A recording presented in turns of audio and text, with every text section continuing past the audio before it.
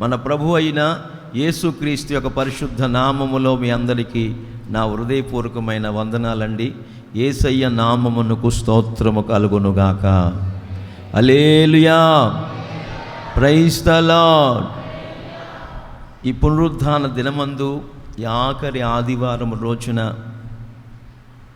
నేను ప్రార్థించుకున్నప్పుడు, వాక్యాన్ని ధ్యానిస్తున్నప్పుడు యేసుక్రీస్తు ప్రభులు వారు పరిశుద్ధాత్ముడు ఒక చక్కటి మాటను నాకు ప్రభు చూపించారు. ఆ మాట ఏమిటంటే, మనం ఆరాధిస్తున్న దేవుడు మనకు ఏమై ఉన్నారు? ఆయన మన యజమానుడు. చప్పట్లు కొట్టండి గట్టిగా, ఆమేన్. ఆయన మన యజమానుడు.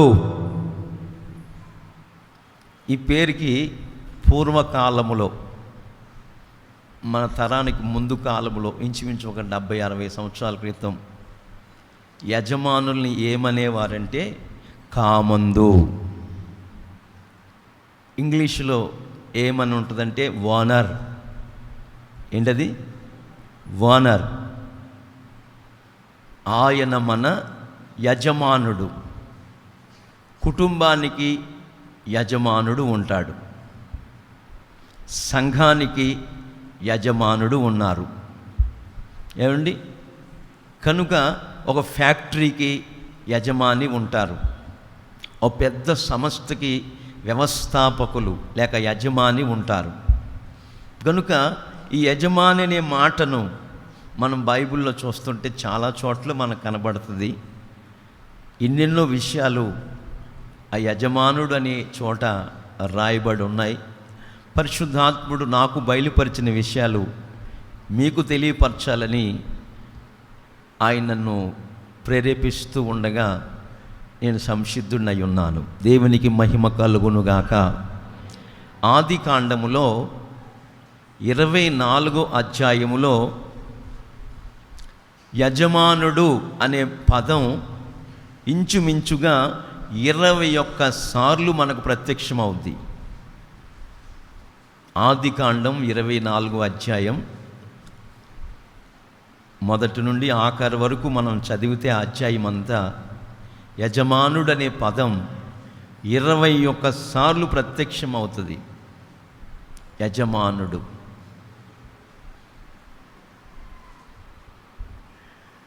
అబ్రహాము ఇంటి పెద్దదాసుడైన ఎలియాజరు 24వ అధ్యాయం 34-35 వాక్యాలు మనం చదివితే, ఆయన చెప్తున్నాడు ఎలియాజరు లాబానుకు,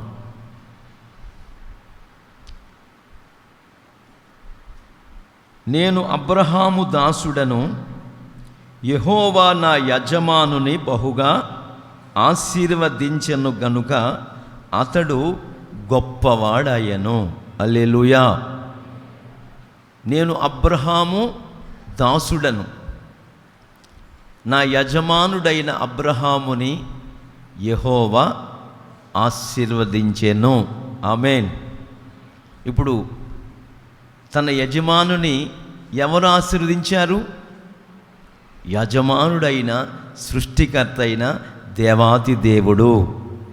బైబిల్లో మనం చదివితే పెద్ద ప్రవక్తల గ్రంథంలో మనల్ని సృష్టించిన వాడు మనకు భర్త అయి ఉన్నాడు, మనల్ని నిర్మించిన వాడు మనకు యజమానుడై ఉన్నాడు.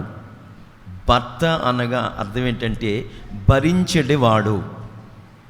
ఆయన మన పాపాలు భరించి, మన పాపాలని భుజస్కంధాల మీద మోసుకుని, మొయరాని కొయ్య సిలువను మోసుకుని గొల్గొతా కొండ మీద నీ కోసము నా కోసము కూడా ఆయన పంచగాయములు పొందారు. ఆయన శిరస్సు మీద ముళ్ళ కిరీటము ధరించుకున్నారు. ఆయన మన ఆలోచనలు నిమిత్తమై పక్కలో బళ్ళెము పొలిపించుకున్నారు. ఆయన కాళ్ళు చేతులు చీలలతో దెగ్గొట్టేశారు. ఆయన శరీరమంతా గాయపరచబడింది. ఆయన మొత్తబడ్డాడని, మన దోషాల నిమిత్తమైన, మన పాపాల నిమిత్తమై దౌర్జన్యమును పొందాడని, ఆయన మన దోషాలన్నింటినీ పరిహరించు నిమిత్తమై తండ్రి చేతి లోకానికి పంపించబడ్డారని ప్రభువైన యేసుక్రీస్తు వారి గురించి చక్కటి మాటలు బైబిల్లో మనం చదువుతూ వస్తాం. ఆయన ఎవరంటే మన యజమానుడు, ఆమేన్, మన కామందు, మనల్ని అజమాయిషి చేసేవాడు, మనల్ని నడిపించేవాడు, మనల్ని పోషించేవాడు, మనల్ని కాపాడేవాడు, మనల్కి ఏ తెగులు మన గుడారము సమీపించకుండా మనల్ని నిత్యము కాపాడేవాడు. ఆయన పేరు మన యజమానుడు. దేవునికి మహిమ కలుగునుగాక. హల్లెలూయా. నా యజమానుడైన అబ్రహామును యెహోవా ఆశీర్వదించెను గనుక అతడు గొప్పవాడయ్యాడు.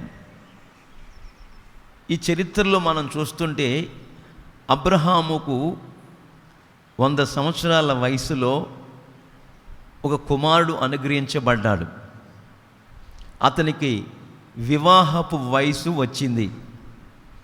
ఆ తరువాత ఇంటి పెద్దదాసుడైన ఎలియాజరుని పిలిచి, నా కుమారుడైన ఇస్సాకుకు ఒక పెళ్లి కుమార్తెను నువ్వు తీసుకురావాలి, నువ్వు వెళ్ళు, నా సహోదరుల దగ్గరికి వెళ్ళు, నా దేవుడు నేను పంపిస్తాడు, తన దూతను నీకు ముందుగా పంపిస్తాడు, నీకు తోడై ఉంటాడు, నీ మార్గాలను నీ సరళం చేస్తాడు అని చెప్పి పంపించేటప్పుడు ఏమి చేశాడు అనే సత్యాన్ని మనం చూస్తే, తన తొడ కింద చేయి పెట్టి ప్రమాణం చేయించాడు.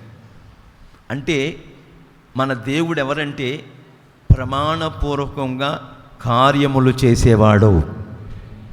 మన దేవుడు ఎవరంటే మనము చేసిన వడంబడికను బట్టి, మనము చేసుకున్న ప్రమాణమును బట్టి, మనము చేసుకున్న నిత్య నిబంధన బట్టి మన పట్ల, మన కుటుంబాల పట్ల కార్యాలు చేసే దేవుడై ఉన్నారని లేఖన భాగాలు సెలవిస్తున్నాయి. 24వ అధ్యాయములో 9వ వాక్యంలో చదివితే ఆ మాట ఉంటుంది. చదవండి. అధ్యాయం ఆదికాండంలోనే. ఆ దాసుడు చెయ్యి పెట్టి ఈ పెళ్లి కుమార్తె తీసుకొచ్చి ఈ సంగతి విషయమై ఏం చేశాడు? ప్రమాణం, ప్రామిస్, వడంబడిక, నిబంధన, ఇవన్నీ కూడా దేవునితో, మన యజమానితో, అబ్రహాము తన యజమానునితో ఒక ప్రమాణము చేసి బయలుదేరుతూ ఉన్నాడు. ఎలియాజరు తన యజమాని కుమారుడైన ఇస్సాకుకు పెళ్లి కుమార్తెను రానిమిత్తమై. ఎందుకు తన యజమానుడైన అబ్రహామును యెహోవా ఆశీర్వదించాడంటే, అబ్రహాముతో గత రాత్రి మనం పరిశుద్ధాత్మ కూడికలో విన్నాం కదా, ఆయన సర్వశక్తి గల దేవుడు. అబ్రహాం, నేను సర్వశక్తి గల దేవుణ్ణి ఉన్నాను, నా సన్నిధిలో, నా సముఖములో నీవు నిందారహితుడిగా నడుచుకో. అలా ఉన్నట్లయితే అబ్రహాం, నీతో నేను నిబంధన చేయబోతున్నాను. చప్పట్ల కొట్టండి గట్టిగా. నీతో నేను ఒక ప్రమాణము చేయబోతున్నాను. ఏమిటి ఆ ప్రమాణం? ఏంటి? నిన్ను అనేక జనములకు తండ్రిగా చేయబోతున్నాను. నీ సంతానాన్ని ఆకాశ నక్షత్రముల వలె, నీ సంతతిని సముద్రపు ఇసుక రేణుల వలె. ఆకాశ నక్షత్రములంటే పరసంబంధమైన ఆశీర్వాదాలు, సముద్రపు ఇసుక రేణువులంటే భూసంబంధమైన దీవెనల చేత. హల్లెలూయా. ఆయన పరసంబంధమైన ఆశీర్వాదాలు ఇచ్చే దేవుడు, అలాగే రెండవదిగా భూసంబంధమైన ఆశీర్వాదాల చేత, దీవెనల చేత నింపి నడిపించే దేవుడు. క్రైస్తవుడు దరిద్రుడు కాదు, క్రైస్తవుడు అంటరానివాడు అసలే కాదు. క్రైస్తవుడు ఎవరంటే దేవునితో ప్రమాణము చేసినవాడో. చప్పట్ల కొట్టండి గట్టిగా. అబ్రహాము నీతికి వారసులం, ఐగుప్తు దాటిన అనేకులం, మోషే బడిలో బాలురము, మోషే బడిలో బాలురము, యేసయ్య బడిలో కృతార్థులం, మేము ప్రియపుత్రులం, మేము నిబంధనా జనులం, మేము నిబంధనా జనులం. యేసురాజు వచ్చును ఇంకా కొంతకాలమే, మోక్షమందు చేరెదము మనము. యేసురాజు వచ్చును ఇంకా కొంతకాలమే, మోక్షమందు చేరెదము. నిబంధనా జనులం, నిబంధనా జనులం, నిరీక్షణ గనులం, గనుడగు యేసుని శిలువ రక్తపు సంబంధులం, మేము నిబంధనా జనులం, మేము నిబంధనా జనులం. Praise the Lord. హల్లెలూయా. మనము ప్రమాణముతో బయలుదేరాలి. మనకు మన యజమానికి ఒక నిబంధన ఉండాలి. బాప్తిసం అనుభవంలోకి వచ్చినప్పుడే ఒక నిబంధన చేసుకున్నాం. ఎన్ని శ్రమలు వచ్చినా, ఎన్ని కష్టాలు వచ్చినా, యేసయ్యకు నేను సాక్షిగా ఉంటాను, యేసయ్యను నేను విడిచిపెట్టను. ఒక నిబంధన. నువ్వు ఇతరులతో మాట్లాడుచున్నప్పుడు, నీ భార్య మీద నువ్వు కోప్పడుచున్నప్పుడు, నీ భర్త మీద నువ్వు కోప్పడుచున్నప్పుడు, నీ తోబుట్టువుల మీద కోప్పడుచున్నప్పుడు, నువ్వు జ్ఞాపకం చేసుకోవాల్సిన సంగతి ఏంటంటే, నువ్వు మామూలు మనిషివి కాదు, నిబంధన చేసుకున్న వ్యక్తివి. నేను నా దేవుని సన్నిధిలో ఒక నిబంధన చేసుకున్నాను, నా యజమానితో ఒక ప్రమాణము చేసి బయలుదేరాను. ఈ ఆత్మీయాత్రలో, ఈ జీవన విధానములో, ఈ జీవిత పోరాటములో ఎన్నో ఒడిదుడుకులు, ఎన్నో అపజయాల మధ్యలో, ఎన్నో పోరాటాల మధ్యలో మనం కొనసాగుతున్నప్పటికీ నీకు మన యజమానుడికి ఒక నిబంధన, ఒక ప్రమాణం ఉందని అబ్రహాము వలె, ఎలియాజరు వలె నువ్వు నేను గుర్తించుకున్నప్పుడు మనం ఎవరితో కూడా పోరాటాలకి వెళ్ళం. మన యుద్ధం ఎవరితో చేస్తాం? మన మన మన మన యుద్ధం ఎవరు చేస్తారు? యుద్ధము యెహోవాదే. యుద్ధం ఆయన చేస్తాడు, జయం ఎవరికి ఇస్తాడు? మనకిస్తాడు. యుద్ధం ఆయన చేస్తాడు, జయం ఎవరికి ఇస్తాడు? మనకిస్తాడు. ఆ జయాన్ని నువ్వు పొందాలంటే ఒక జయ జీవితం కలిగి దేవుని ఆలయములో ఒక స్తంభముగా జయించు వానిని, నా దేవుని సన్నిధిలో జయించిన వారికి జీవజల ఫలములు భుజింపనిత్తునన్నట్టుగా ఆ పరలోక రాజ్య వారసులుగా మనం తీర్చిదిద్దబడాలని ఉద్దేశించిన వారమైతే, నువ్వు ఒక నిబంధన జనుడివై ఉన్నావు, జనురాలువై ఉన్నావని, ప్రమాణముతో నడిపించబడుతున్నామని గుర్తించుకోవాలి. నా యజమానుడైన అబ్రహాముని యెహోవా ఆశీర్వదించాడు. ఎందుకు ఆశీర్వదించాడంటే, అబ్రహాము దేవునితో ఒక నిబంధన చేసుకున్నాడు. ఆమేన్. అట్లాగే మనము కూడా ఒక నిబంధనతో నడిపించబడాలి. మీరెవరంటే, మేము తోటకూర వాళ్ళమండి, మేము గాలి వాళ్ళమండి, మేము సంక్రాంతి పాడోళ్ళమండి, ఈ కాదు. మనమంతా నిబంధన జనులం. ఆమేన్. హల్లెలూయా. మనమంతా కుటుంబం, సిలువ రక్తము చేత కడగబడిన ప్రజలం. మనం విలువ పెట్టి కొనబడిన వారం, ఆయన సొత్తైన ప్రజలం, ఆయన మేపెడి గొర్రెలం, ఆయన పరిపాలన విధానములో, ఆయన పరిపాలన పద్ధతుల్లో నడిపించబడుతున్న ప్రజలం. మనము వేరు, లోకస్తులు వేరు. లోకముతో నువ్వు మిళితం అవ్వకూడదు. లోకస్తులు నడుస్తున్నట్లుగా మనం నడవకూడదు. లోకస్తులు మాట్లాడుచున్నట్లుగా మనం మాట్లాడకూడదు. అట్లా మాట్లాడుకుంటూ వెళ్ళిపోతే ఇక మనకు వారికి తేడా ఏంటండి? వ్యత్యాసం ఏంటండి? ఇదిగో నా ప్రజలారా, నేను మీలో నివసించినట్లుగా వారిలోంచి బయటకు వచ్చి ప్రత్యేకముగా ఉండండి అంటాడు పరిశుద్ధాత్ముడు పత్రికల్లో. ప్రత్యేకంగా ఉండాలి. మీకు వాళ్ళకి పొత్తు కుదరదు. క్రీస్తుకి బెలియాలకి పొత్తు ఎక్కడిది? విశ్వాసికి అవిశ్వాసికి పాలు పంపులు ఎక్కడాయి? మన సహవాసం, మన అనుభవాలు ఎవరితో ఉన్నాయి? మనం ఎవరితో జీవిస్తున్నాం? ఎవరితో సహవాసం చేస్తున్నాం? ఎవరితో ఒడంబడిక చేశాం? మన యజమానుడు మనల్ని ఆశీర్వదించాలంటే నువ్వు నేను కూడా ఆయనతో ఒక ప్రమాణం చేయాలి.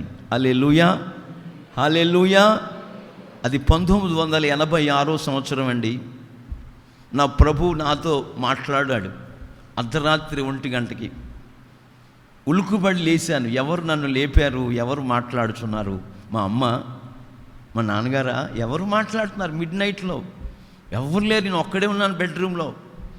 మిడ్ నైట్లో కట్టుకు చీకట్లో బెడ్ లైట్ వెలుగుతుంది, మాట్లాడుతున్నారు. నేను ఎందుకు ఆ విషయం చెప్తున్నా అంటే 1986 మిడ్ నైట్ 1 o'clock ఆ రోజు నా ప్రభువుతో నిబంధన చేశాను. దేవునికి మహిమ కలుగునుగా. అంటే ప్రియులారా, గత 35 సంవత్సరాల క్రితం నా ప్రభువుతో నిబంధన చేశాను. ఈవెన్ టుడే, ఈ రోజు వరకు కూడా 35 సంవత్సరాల క్రితం నా ప్రభువుతో నేను చేసిన ప్రమాణం, నా ప్రభుల వారితో నేను చేసుకున్న వడంబడిక, ప్రామిస్, ఇప్పటి వరకు కూడా నేను విడిచిపెట్టలేదు. అలా విడిచిపెట్టకుండా ఉన్నవారిని ఏం చేస్తాడు చెప్పనా? 1000 రెట్లుగా నా దేవుడు ఆశీర్వదించబోతున్నాడు. చప్పట్ల కొట్టండి, గట్టిగా గట్టిగా గట్టిగా గట్టిగా కొట్టండి, గట్టిగా కొట్టండి. హల్లెలూయా, హల్లెలూయా. నా దేవుడు మనందరినీ దీవించునుగాక, ప్రమాణపూర్వకముగా నడిపించునుగాక. ఆయన మన యజమానుడు, మనం ప్రమాణపూర్వకంగా నడిపించబడాలి. ఎలియాజరు అంటారు 24వ అధ్యాయం 12వ వాక్యంలో, చదవండి 12వ వాక్యం. నా యజమానుడగు అబ్రహాము దేవుడు ఒక యెహోవా, నేను వచ్చిన కార్యమును త్వరలోనే త్వరితగతిలో సఫలీకృతము చేసి నా యజమానుడగు అబ్రహాము మీద అనుగ్రహము చూపుము అని ఏం చేస్తున్నాడు? ప్రార్థన చేస్తున్నాడు. హల్లెలూయా, హల్లెలూయా. అంటే అర్థం ఏంటంటే, మన యజమానుడైన దేవాతి దేవుడు మనము ఆయనతో ఒక వడంబడిక, ఒక ప్రమాణం, ఒక నిబంధన చేసుకుని, నిబంధనతో కూడిన ప్రజలముగా ఈ లోకములో పాపమును కానీ శపితమైన అనుభవాల్లో కానీ కొట్టుకుపోకుండా ఒక ప్రత్యేకించబడిన జనాంగముగా, దేవుని సొత్తుగా, దేవుని బిడ్డలంగా మనం ముందుకు సాగిపోవాలంటే మనలో మొట్టమొదటిగా ఒక ప్రమాణం ఉండాలి. మన యజమానుడు అప్పుడు ఆశీర్వదిస్తాడు. రెండవదిగా ఆయన అనుగ్రహం మన మీద ఉండాలి. హల్లెలూయా. అయ్యా, నా యజమానుడగు అబ్రహాము దేవుడు అయిన యెహోవా, నేను వచ్చిన పని, నేను తలపెట్టిన పని త్వరలో సఫలీకృతం అవ్వాలి. హల్లెలూయా. అది పిల్లల చదువైనా కావచ్చు, పిల్లలకి వివాహాలైనా కావచ్చు, అది వ్యాపారమైనా కావచ్చు, వ్యవసాయమైనా కావచ్చు, ఉద్యోగమైనా కావచ్చు, ఏదైనా సరే మన పని సఫలీకృతం అవ్వాలంటే దేవుని అనుగ్రహముకు మనం ప్రాప్తులము కావాలి. హల్లెలూయా.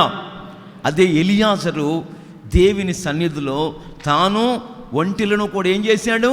మోకరింపచేసి, దేవుని అనుగ్రహం ఉంచవయ్యా నా యజమానుడగు అబ్రహాము దేవుడైన యెహోవా, హల్లెలూయా అని చెప్తున్నాడు. అంటే ఆయన అనుగ్రహమునకు మనము పాత్రులమై ఉండాలి. అప్పుడు మన దేవుడు తన యజమానుడగు అబ్రహాముని దేవుడు ఆశీర్వదించినట్లుగా ఆయన ప్రజలమైన మనల్ని కూడా ఆయన ఆశీర్వదించాలంటే ఆయన అనుగ్రహమునకు మనము పాత్రులమై ఉండాలి. మూడవదిగా మనం చూస్తుంటే ప్రియులారా, అదే అధ్యాయములో మనం చూస్తుంటే 12వ వాక్యములో అనుగ్రహము చూపుము అని ప్రార్థన చేశాడు. 14వ వాక్యం చదివితే చక్కగా రాయబడం, చదువుదాం. కాబట్టి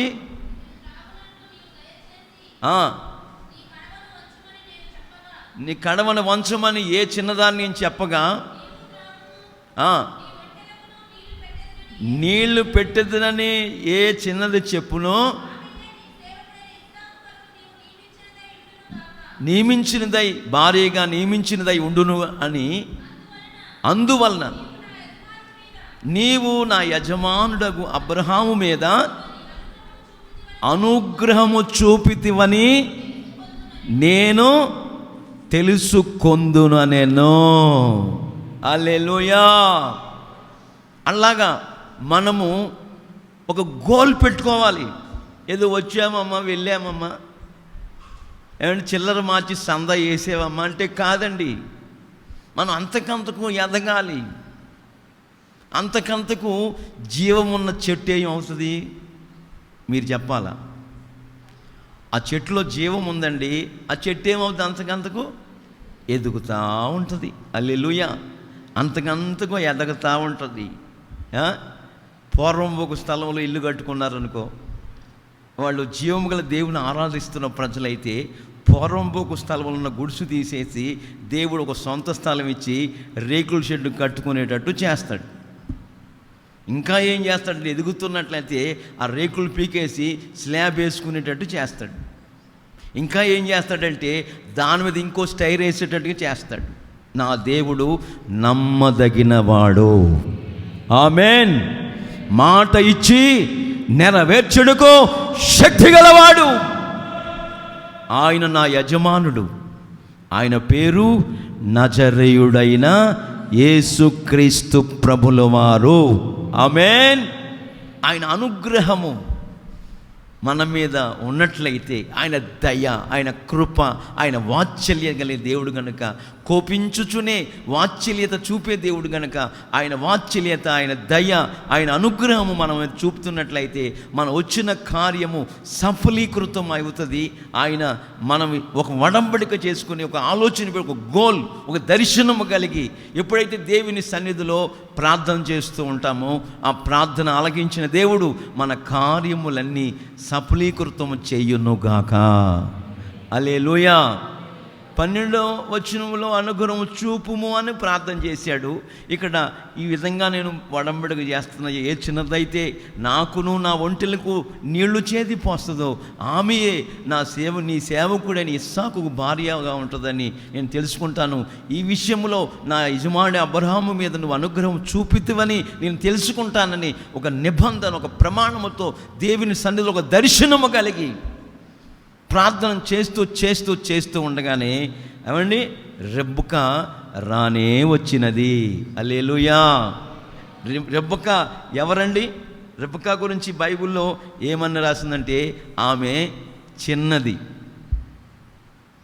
ఆమె చక్కనిది, ఆమె కన్యక,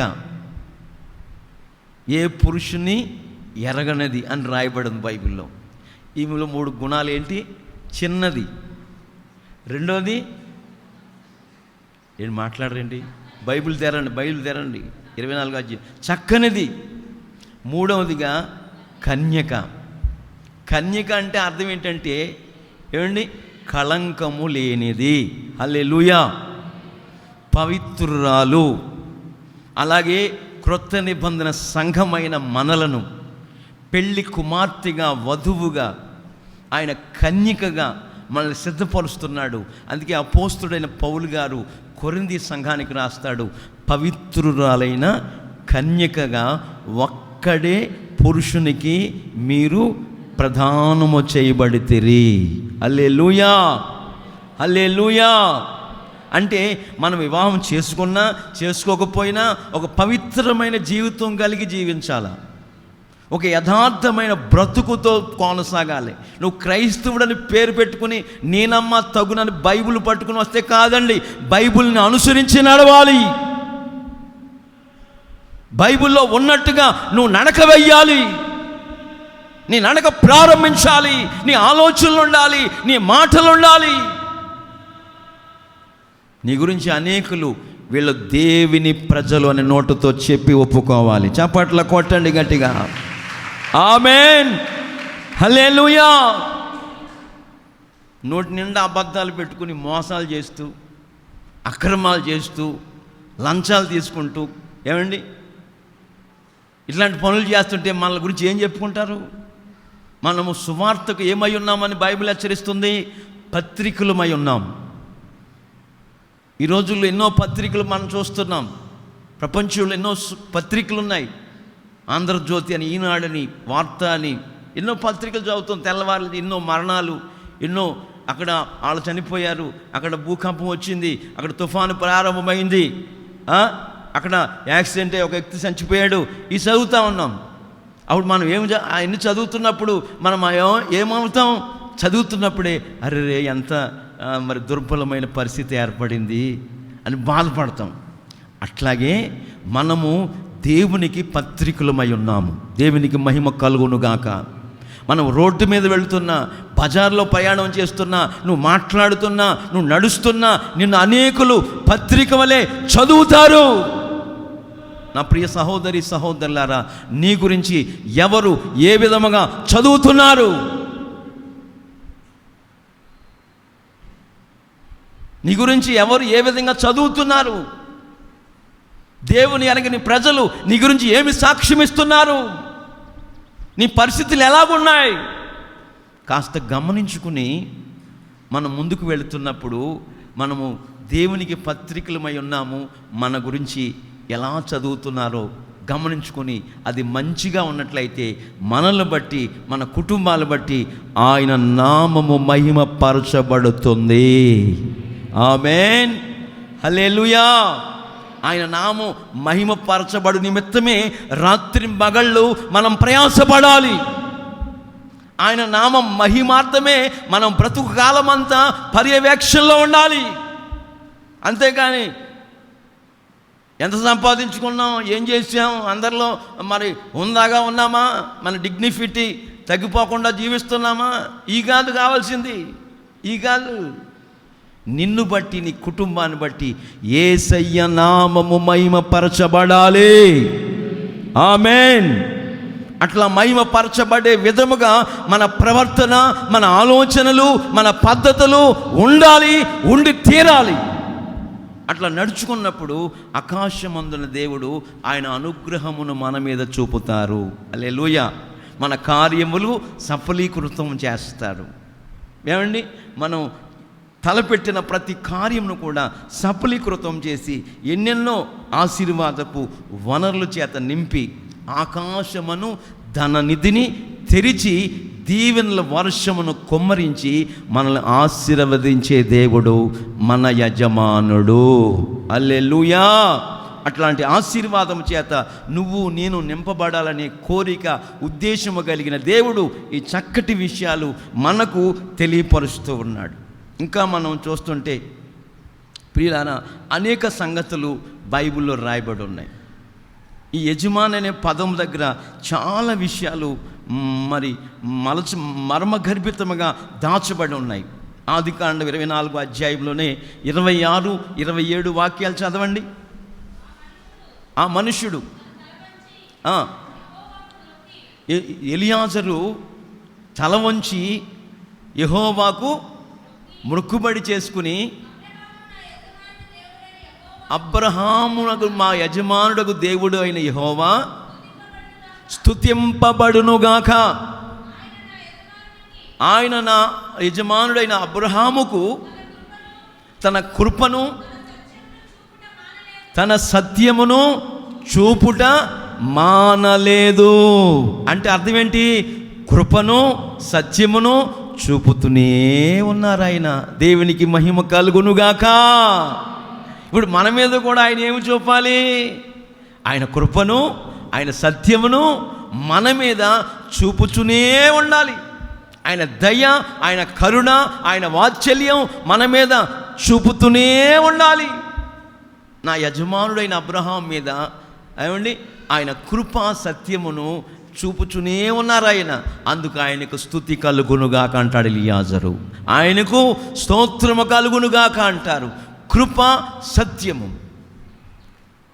యేసుక్రీస్తు ప్రభులు వారు అంటారు క్రొత్త నిబంధనలో, నా బిడ్డల్ని సత్యమందు నేను ప్రతిష్ఠించుచున్నాను. ఆమేన్. సత్యమందు ప్రతిష్ఠించుచున్నానంటారు యోహాను సువార్తలో. అక్కడ ఇంకొక మాట ఏంటంటే ఆయన వాక్యమే సత్యము. హల్లెలూయా. ఆయన వాక్యమే సత్యము. అంటే ఆయన వాక్యము అబ్రహాము మీద చూపుచూ ఉన్నారు. దేవుని వాక్యము అబ్రహాము దగ్గరికి వచ్చి ఉందని మరొక చోట రాస్తుంది బైబిల్లో. యెహోవా వాక్కు, దేవుని వాక్యము అబ్రహాముకు దగ్గరికి వచ్చింది, ప్రత్యక్షమైనట్టుగా మన బైబిల్లో చదువుతాం. దేవుని వాక్యము సత్యము. సత్యమే దేవుడు. దేవుడే వాక్యము. ఆది యందు వాక్యముండెను, వాక్యము దేవుని వద్ద ఉండెను, ఆ వాక్యమే దేవుడై ఉండెను. ఆ వాక్యమే 2021 సంవత్సరం క్రితం కన్య మరియ గర్భవాన ఉద్భవించి శరీరాన్ని ధరించి భూమి మీదకి వచ్చింది. చప్పట్ల కొట్టండి గట్టిగా. ఆమేన్.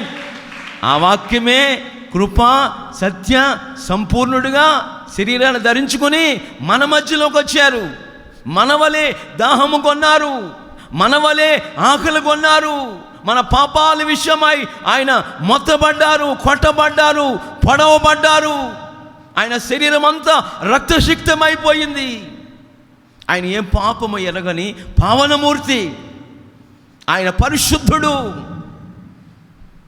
లేఖనాలు చెప్తున్నాయి, వేదాలు వల్లిస్తూ ఉన్నాయి. పరమాత్ముడు అనేవాడు ఒకడు వచ్చి ఈ మనుషులు చేసిన పాపానికి పరిహారం నిమిత్తమై, ఆయన లోక కళ్యాణ నిమిత్తమై, ఆయన పాప పరిహారము నిమిత్తమై ఈ లోకమున ఆయన బలియాగం అవ్వాలి. ఒక పరిశుద్ధ రక్తము మన మనుషులమైన పాపాలు తొలగించే నిమిత్తమై చిందించబడాలి. ఆ పరిశుద్ధుడు ఎవరు? ఇంకిత జ్ఞానము కలిగిన ప్రతి ఒక్కరూ గమనించవలసిన సత్యము. హల్లెలూయా. ఏదో ఆరాధించుకుంటున్నాం, ఏదో పూజించేస్తున్నాం అంటే ఎట్లాగా? కుదరదు. మనం ఆరాధిస్తున్న దేవుడు, మన యజమానుడు పరిశుద్ధుడు. హల్లెలూయా. ఆయనే చెప్పారు ఆ పదాన్ని, నేను పరిశుద్ధుణ్ణి గనుక మీరును కూడా పరిశుద్ధులై ఉండండి. పరిశుద్ధత లేకుండా ఎవ్వరూ కూడా యేసయ్యను చూడలేరు. పరిశుద్ధత ఎలాగొస్తుంది? ఎలా వస్తుంది? వాక్యమే పరిశుద్ధమైనది. హల్లెలూయా. వాక్యమే యేసు. అందుకే దావీదు అంటారు, నీ ఎదుట నేను పాపము చేయకుండానట్లుగా నీ వాక్యమును, అనగా యేసయ్యను ఎక్కడెట్టుకున్నాడే దావీదు? నీ వాక్యమునని రాస్తుంది బైబిల్లో. అంటే ఎక్కడ ఆ వాక్యాన్ని ఎక్కడ పెట్టుకున్నాడు? నా హృదయములో ఉంచుకుని ఉన్నాను. ఎవరిని ఉంచుకున్నాడు? యేసయ్యను గుండెల్లో దాచుకున్నాడు. ఆమేన్. నీ గుండెల్లో ఏమి దాచిపడి ఉన్నాయి? ఏమి గూడు కట్టుకున్నావు? ఏమండి, పాస్టర్ గారు చెప్తాడు, అసలు అబద్ధాలకి అసలు ఎలాగా నమ్మిస్తారంటే అలా నమ్మిస్తారంట. భయంకరమైన అబద్ధాలు. ఒక అమ్మాయి ఒక కుర్రోడిని ప్రేమించిందంట. వాడు ఫోన్ చేస్తూ ఉంటాడంట, ఇంట్లో వాళ్ళకి తెలుస్తుందని ఆ సెల్ ఫోన్లో ఏమండి ఏమని పెట్టుకుందంట? ఆ కుర్రోడి పేరు లో బ్యాటరీ అని పెట్టిందంట. చూడండి, లో బ్యాటరీ అని పెట్టిందంట ఆ పేరు. ఎంత అబద్ధమో చూడండి, ఎంత నైపుణ్యతగా పెట్టిందో. అబద్ధం ఆడేట్టుకొని నిజమనగా నమ్మిస్తారు కొంతమంది. పాపం ఆ తల్లికి చదువు లేదంట. ఆ తల్లి, అమ్మాయి ఎవరో ఫోన్ చేస్తున్నారు, ఇదిగో రింగ్ అవుతుందంటే అప్పుడు చూసి, మమ్మీ ఎవరో కాదు, బ్యాటరీ అయిపోయింది, ఛార్జింగ్ పెట్టుకోమని చెప్తున్నారు, లో బ్యాటరీ అని వచ్చింది. ఎంత అబద్ధం అమ్మ దగ్గర, తల్లి దగ్గర, కన్న తల్లి దగ్గర అండి. అసలు మీరు ఎన్ని అబద్ధాలు ఆడుతున్నారు? అసలు అబద్ధానికి నాయకుడు ఎవరు తెలుసా మీకు? అసలు అబద్ధానికి నాయకుడు ఎవరండి? సాతానుగాడండి. పరలోక రాజ్యములో ఎవరైతే నివసించాలని ఉద్దేశము కలిగి ఉన్నారో, అతిథిగా ఉండాలని కోరుకున్నారో, వాళ్ళు హృదయపూర్వకముగా నిజము పలకాలి. ఆమేన్. అటువారు కొండెములాడరు, లంచాలు తీసుకోరు, ద్రవ్యాన్ని వడ్డీకి ఇవ్వరు. ఇలాగా 15వ కీర్తన చదువుకోండి ఇంటికి వెళ్ళాక మీరు. కీర్తన 15. హృదయపూర్వకముగా నిజం పలకాలి. ఆ సత్యము చెప్తుంది అదే. సత్యమందు దేవుడు మనల్ని ఆయన రక్తం చేత కడిగి సత్యమందు ప్రతిష్ఠించాడు. సత్యమే యేసు, యేసే సత్యము. ఆ సత్యమే కృపాసత్య సంపూర్ణుడిగా మరియమ్మ గర్భాన్ని ఉద్భవించి మన మధ్య నివసిస్తూ వచ్చారని యోహాను 1వ అధ్యాయాలు మనం చదువుతాం.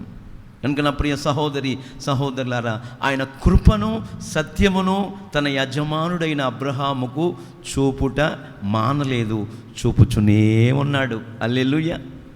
నాకు 37 సంవత్సరాలుగా చూపుతున్నాడు. ఇంకో ఎంతమందికి మరి ఎన్ని సంవత్సరాల నుంచి ఆయన చూపుతూనే ఉంటాడు. ఆయన కృప ఎందుకు చూపుతున్నాడు? కృపచేత నిన్ను రక్షించుకుంటున్నారు. కృపచేత నిన్ను బలవంతుని చేతిలోని బాణముల వంటి వానిగా చేస్తున్నాడు. కృపచేత నీకు నాకు కూడా ఆరోగ్యం ఇస్తున్నాడు. కృపచేత ఐశ్వర్యవంతులుగా చేస్తాడని, తనకు ప్రార్థన చేయువారి అందరి ఎడలను కృపచూపుటకు మన యజమానుడైన యేసయ్య ఐశ్వర్యవంతుడై ఉన్నారు. హల్లెలూయా. ఎవరిని కృప చూపుతాడు? ఎవరికి? ఆ మాటను బట్టి తనకు ప్రార్థన చేయువారి అందరి ఎడల. ఆమేన్. ప్రార్థన అంటే 10 నిమిషాలు చేయటమా ఏమండి? ప్రార్థన అంటే ఏమండి? చేపల కూర అప్పుడు చేయటమా? ముళ్ళు దెక్కపడకుండా, అడ్డపడకుండా? ప్రార్థన అంటే కాదండి. ప్రార్థన అంటే ఇక నువ్వు ఎప్పుడు తెల్లవారద్దో, ఎప్పుడు రాత్రి అవద్దో తెలియని విధంగా ప్రార్థన చేయాలి. ఈ మందిరములో ఈ విధంగా అభివృద్ధి చెంది ఆశీర్వదించబడ్డ కారణం ఏంటంటే, ఈ మందిరములో దేవునికి ఎప్పుడు ధూపం వేయబడుచున్నది. ఆమేన్. ధూప నైవేద్యాలు ఆయన సన్నిధికి వెళ్తున్నాయి. నా ప్రార్థన ధూపము వలెను, నేను చేతులెత్తుట సాయంకాల నైవేద్యము వలెను యజమానుడా నీ దృష్టికి అంగీకృతములగునుగాక అన్నట్లుగా ఏ ఇంటిలో ప్రార్థన ఉంటుందో, ఏ సంఘములో ప్రార్థన ఉంటుందో, ఏ ప్రాంతములో ప్రార్థన చేసే ప్రజలు ఉంటారో, ఆ ప్రజల మీద నా దేవుడు కృపను చూపునుగాక, సత్యమందు ప్రతిష్ఠితులుగా చెయ్యనుగాక, ఏ వైరస్సులు ఆవరించకుండా దేవుడు నా ప్రజల్ని కాపాడునుగాక, సస్యశ్యామలముగా ఆ ప్రాంతాన్ని దేవుడు దీవించుదాడు. అట్లాంటి దీవెనలు హక్కుదారులుగా మనల్ని చేయటానికే ఆయన తన యజమానుడైన అబ్రహాము మీద సత్యమును కృపలను చూపుతూ ఉన్నాడని ఈ లేఖనంలో మనం చూస్తున్నాం. దేవునికి మహిమ కలుగునుగాక. కనుక ఆయన ఎప్పుడు కూడా కృపా సత్యములు మన మీద, అబ్రహాము గారి మీద, తన యజమానుడైన అబ్రహాము మీద చూపినట్లుగా మన మీద చూపుతూనే ఉండాలని ఈ లేఖనం మనకు చెప్తుంది. బైబిల్లో మనం చదువుతుంటే 2-3 విషయాలు మీకు చెప్పి నేను ముగిస్తాను. అతడు పరాక్రమము గల బలాఢ్యుడు. ఎవరు అతను? ఏండి? నైమాను అనగా మనోహరం. అతని పేరు అర్థం ఏంటి? మనోహరం. ఎవరతను? పరాక్రమము గల బలాఢ్యుడు అయిన నైమాను, సిరియా సైన్యమునకు అధిపతి. ఈ సిరియా దేశము వాళ్ళు యెరూషలేమును కొల్లగొట్టుకుని ఆ ప్రాంతంలో ఉన్న బిడ్డలందరినీ, యవనస్తులందరినీ, కొంతమంది ఆడవాళ్ళని మగవాళ్ళని తీసుకొచ్చి బానిసత్వాన్ని చేసుకుంటున్నారు, స్లేవ్స్గా మార్చేశారు. ఆ తీసుకొచ్చిన యవనస్తుల్లో ఒక చిన్నదాన్ని తీసుకొచ్చి నైమాను తన ఇంట్లో పెట్టుకున్నాడు. ఇశ్రాయేలు చిన్నది నైమాను ఇంట్లో ఏమండి పరిచర్య చేస్తుంది. వాళ్ళు బట్టలు ఉదుకుతుంది, మొక్కలకు నీళ్లు పోస్తుంది, ఏమండి క్లాత్ పెట్టి నేలంతా తుడుస్తుంది, తడిగుడ్డ వేస్తుంది, ఇవన్నీ చేస్తుంటే యజమానుడు ఎవరు? పరాక్రమము గల బలాఢ్యుడు. మరి బలాఢ్యుడికి కాస్త బలం ఉంటుంది కదా. బలాఢ్యుడు అంటే మెలుగులు తిప్పే మీసాలు ఉంటాయి కదా, ఏమండి ఈరప్పంలాగా. బలాఢ్యులు అంటే ఉసూరుమంట ఉంటారండి, ఉసూరుమంట ఉండరు, చూస్తే 10 మందిని కొట్టేటట్టు ఉంటాడు బలాఢ్యుడు అంటే. ఎంత బలాఢ్యుడు అయినప్పటికీ ఇతను నొసట ఏముంది? కుష్టు వ్యాధి. అప్పుడు ఆ చిన్నది చూస్తుందంటండి. ప్రతిరోజు ఎవ్రీడే ఎర్లీ మార్నింగ్ ఆయన డ్యూటీకి రాజు దగ్గరికి వెళ్తున్నప్పుడు, సిరియా రాజు దగ్గరికి కవచం వేసుకున్నాడు, అన్నీ చేసుకున్నాడు, ఇంట్లోనే ఉంటుంది కనుక ఆ నొసటున్న కుష్ఠరోగం చూస్తుంది. చూసి ఏం చేసింది? యజమానికి చెప్పాలంటే భయపడిపోతూ, అమ్మో ఆయనకి చెప్పడం అంటే ఏమంటాడో, ఈ విషయం చెప్తే నా యజమానికి కాదు, నా యజమానురాలికి ఈ సంగతి చెప్తా అని ఏం చేసింది? తన యజమానురాలైన నయమాను భార్యకి తన భర్తకున్న యజమానికున్న ఆ కుష్టు వ్యాధి విషయమై చెప్పింది. అమ్మా, నా యజమానురాలా, నా పట్టణంలో ఓ దైవజనుడు ఉన్నాడు, అతని దగ్గరికి నా యజమానుడైన నయమాను వెళ్తే అతని కుష్ఠరోగం నయమైపోతుంది. అవే చప్పట్లు కొట్టండి గట్టిగా, హల్లెలూయా. అసలు ఈ కుష్టు వ్యాధి నయమానికి ఎందుకు వచ్చిందంటే, ఎంత పరాక్రమం గల బలాఢ్యుడైనప్పటికీ వీడికి ఏముంది? కోపం. బైబిల్ ఏం రాస్తుందో చెప్పనా? కోపము దేవుని నీతిని నెరవేర్చదు. మనుషుల యొక్క కోపము దేవునితో యుద్ధం. కోపపడుడు కానీ పాపము చేయకూడదు. కోపం వస్తుంది, ఉప్పు కారం తింటున్నాం కనుక కోపం వస్తుంది.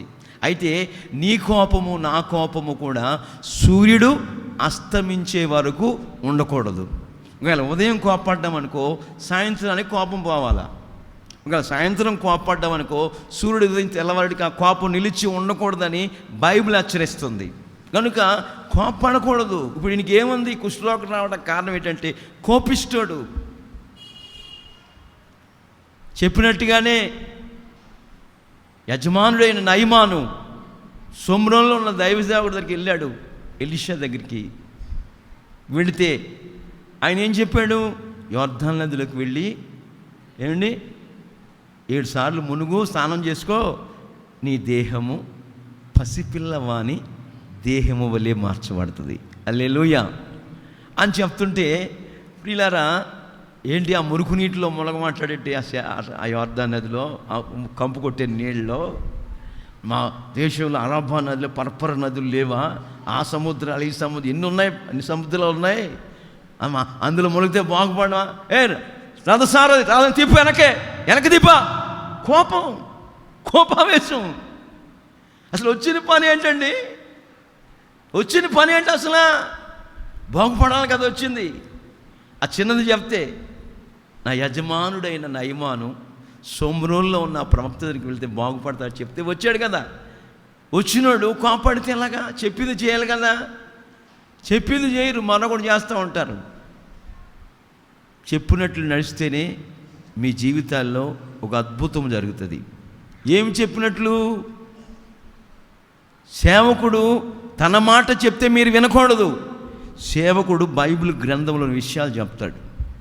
ఈ ధర్మశాస్త్రంలోని సంగతుల్ని మనం ఎవరైతే పారాయణం చేస్తూ ధ్యానించుకుంటూ అలా ఉన్నట్టుగా మనం నడుస్తూ మన జీవితాల్లో కొనసాగుతున్నామో వాళ్ళు ఎలా ఉంటారని బైబిల్ చెప్తుంది తెలుసా?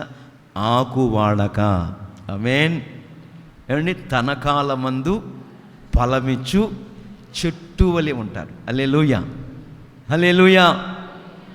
ఆకు వాడరు, వాళ్ళు వడిలిపోరు, వాళ్ళు సొమ్మసిల్లరు. ఏమండి, ఈ పోరాటంలో ఎన్నో సంవత్సరాలుగా దేవుడు ఏది తక్కువ కాకుండా సమృద్ధిని, జీవాన్ని అనుగ్రహిస్తూ మన యజమానుడైన దేవాతి దేవుడు ఎన్నెన్నో గొప్ప కార్యాలు మన జీవితాలు చేస్తాడు. తర్వాత ఆ రథసారథి చెప్పినప్పుడు కోపాన్ని అణుచుకున్నవాడై మళ్ళా రథాన్ని వెనక్కి తిప్పి ఆ యోర్దాను నదిలో నయమాను ఎన్నిసార్లు? 7 సార్లు మునిగిన తర్వాత అతని యజమాని నొసటనున్న కుష్టి వ్యాధి నయమయ్యింది. ఆమేన్, హల్లెలూయా, హల్లెలూయా. అంటే అర్థం ఏంటంటే అతనికి భౌతిక సంబంధమైన కుష్ఠరోగం ఉంది. చాలామందికి ఆత్మ సంబంధమైన వ్యాధి ఉంది. ఈ వ్యాధి పోవాలంటే నువ్వు యజమానుడైన దేవుని సన్నిధిలో కన్నీళ్లు విడుస్తూ హిజ్కియా వలె ప్రార్థన చేయాల. అప్పుడు ఆత్మకు పట్టిన వ్యాధిని, అందుకే పెద్దోళ్ళు చెప్తూ ఉంటారు, మీరు విన్నారు లేదు, మనోవేదనకు మందు ఉందా?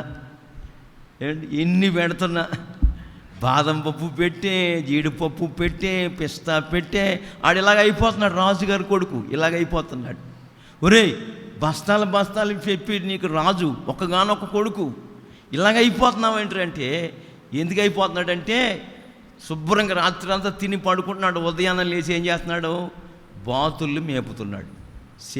సేలలో వరిసేలలో తిరుగుతున్నాడు.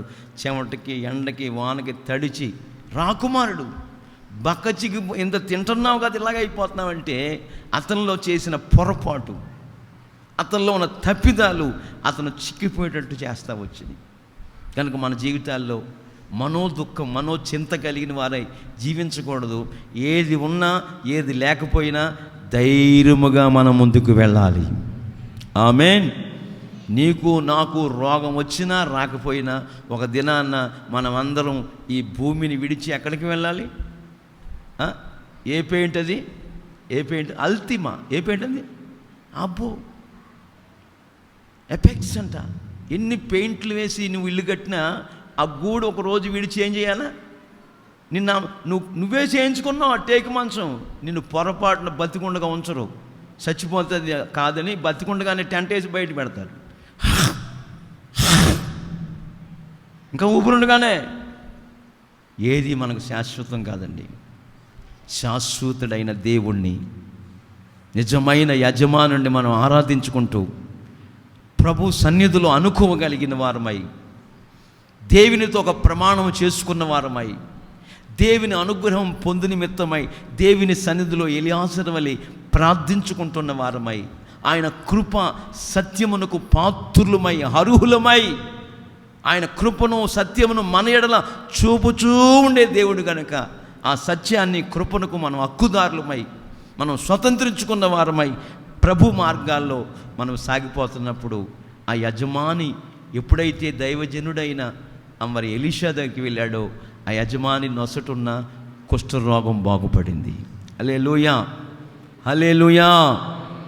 మరొక అనుభవం కూడా బైబిల్లో మనం చూస్తుంటే 123వ కీర్తన అనుకుంటా, చదవండి. మొదటి 2 వాక్యాలు చదువుదాం. 123వ కీర్తన మొదటి 2 వాక్యాలు.